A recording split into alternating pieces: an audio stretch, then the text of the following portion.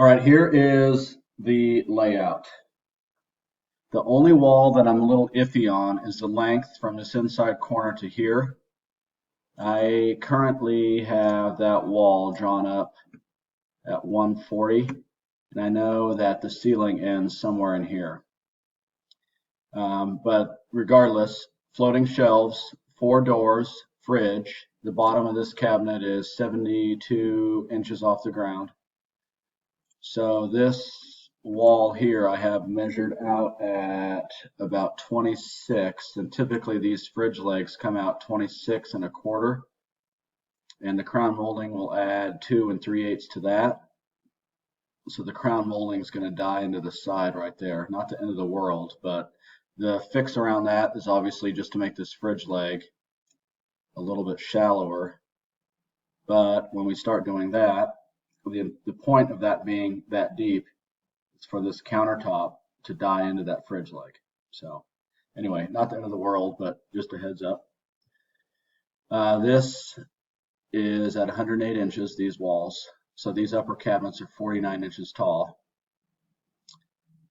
Drawer stack, standard cabinet in the middle, adjustable shelf here. Your appliance hood, 30-inch range, cookie sheet, storage, spice pull out, drawer stack left and right.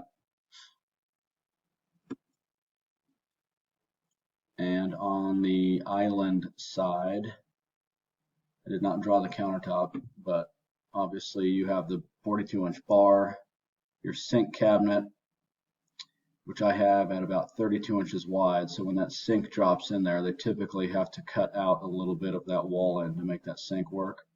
Drawer stack to the right, and this cabinet here, we could probably put the either leave this a drawer stack as is, or put a trash, 2 trash cans in there, 2 50-quart trash cans.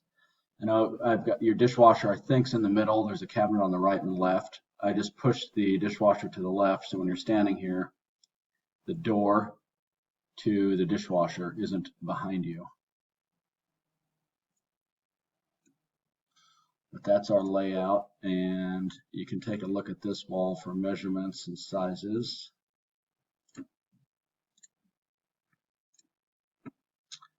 Your range wall.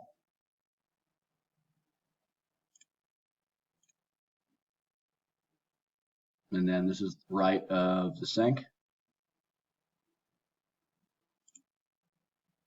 The sink cabinet. And the dishwasher wall. Okay, guys, let me know. Thank you.